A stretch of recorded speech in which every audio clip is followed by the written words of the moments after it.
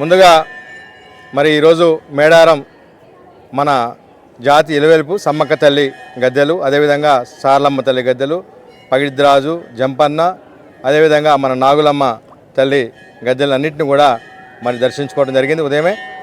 మరి యావత్ ఆదివాసీ సమాజం తెలంగాణ రాష్ట్రంలోని 9 తెగలు మరి ఎంతో ఉత్కంఠగా ఆతృతగా ఎదురుస్తున్నటువంటి మరి సందర్భం ఈరోజు. ఎందుకంటే గత ఆదివారం ప్రపంచ ఆదివాసీ దినోత్సవాల సందర్భంగా వేలాది మంది ఆదివాసీలతోటి కొత్తగూడెం కేంద్రంలో మరి సాంస్కృతిక ర్యాలీతో పాటు ఒక సభ కూడా ఏర్పాటు చేసుకొని మరి ఆ సభకి ముఖ్య అతిథిగా మన యొక్క ఆదివాసీ ఆడబిడ్డ గౌరవనీయ పంచాయతీరాజ్ శాఖ మంత్రులు శ్రీమతి ధనసరి అనసూయ సిదక్ గారిని కూడా పిలవడం జరిగింది. అదేవిధంగా ఆ సభకు ముఖ్య అతిథులుగా మరి భద్రాచలం శాసనసభ్యులు తెల్ల వెంకటరావు గారు, అశ్రాపేట శాసనసభ్యులు జార ఆదినారాయణ గారు కూడా రావడం జరిగింది. ఆ సందర్భంగా జాతి ఎదుర్కొన్నటువంటి అనేక సమస్యల్ని మరి ముఖ్యంగా 5 ప్రధాన డిమాండ్లను కూడా వారి దృష్టికి తీసుకెళ్ళడం జరిగింది. అదేవిధంగా వాటికి సంబంధించినటువంటి పరిష్కారం మార్గాలు కూడా ఆ సభ మీద వారికి తెలియజేయడం జరిగింది.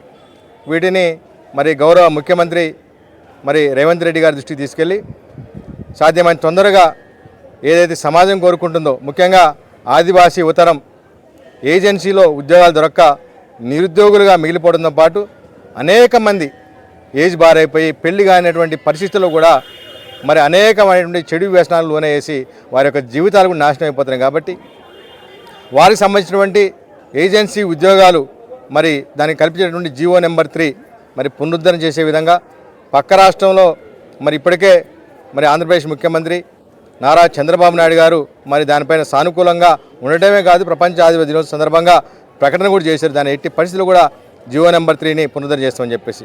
కాబట్టి మరి పక్క రాష్ట్రంలో ఏ విధంగా చేస్తున్నారో ఆ విధంగా మరి తెలంగాణ రాష్ట్ర ప్రభుత్వం, తెలంగాణ ముఖ్యమంత్రి గారి చేతుల మీదుగా వారి నోటి మాట ద్వారా మరి ఆ హామీ ఇవ్వాలని చెప్పి అక్కగారికి చెప్పడం జరిగింది. అదేవిధంగా పోలీసు ఉద్యోగాల్లో మరి 75% ఏజెన్సీ రావాలి కాబట్టి జీవో నెంబర్ 109 అమలు చేయాలని చెప్పడం కూడా జరిగింది. మరి ఇటువంటి సమస్యలపైన మరి ఈరోజు ఆదివాసీ 9 తెగల జాయింట్ యాక్షన్ కమిటీ, అదేవిధంగా తుడిందెబ్బ తరఫున మరి నేను, అదేవిధంగా డాక్టర్ మైపతి అనుకుమార్ గారు కూడా మరి ఇక్కడ ఉన్నటువంటి పోలీసు అధికారిని, ఉన్నతాధికారులని అందరినీ కలిసాము. మరి అందరికీ చెప్పిన తర్వాత కూడా మీరందరూ కూడా ఇక్కడ వేచి ఉండండి, సమయం వచ్చినప్పుడు మిమ్మల్ని ముఖ్యమంత్రి గారిని కల్పించే బాధ్యత మాకు అని చెప్పారు.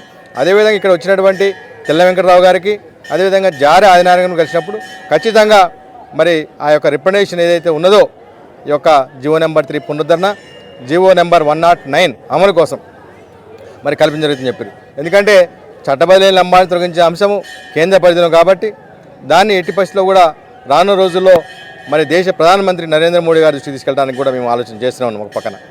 అదేవిధంగా ఈ లోపున 50 సంవత్సరాల దోపిడీ ఏ రకంగా కొనసాగింది వాళ్ళది, మరి వలస గోరుబంజారా లక్షాదిగా తరలి వచ్చి ఎట్లా దోచుకున్న దానిపైన ఒక జ్యుడిషియరీ కమిషన్ కూడా వేయాలని చెప్పేసి మేము అక్కగారికి, మంత్రి గారు చెప్పడం జరిగింది.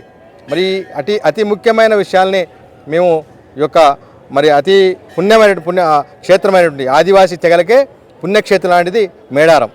ఈ యొక్క రాష్ట్రమే కాదు, మధ్య భారతంలో ఉన్నటువంటి అన్ని ఆదివాసీ తెగలకి అత్యంత మరి శక్తివంతమైనటువంటి క్షేత్రం ఏదైనా ఉందంటే మేడారం. ఈ తల్లి గద్దెలు పునర్నిర్మాణం మొత్తం అయిపోయిన తర్వాత, పూర్తి అయిన తర్వాత ముఖ్యమంత్రి గారు ఇక్కడికి వచ్చినందుకు వారికి యావత్ ఆదివాసీ సమాజం తరపున కూడా మేము శిరస్సు వంచి నమస్కరిస్తున్నాం.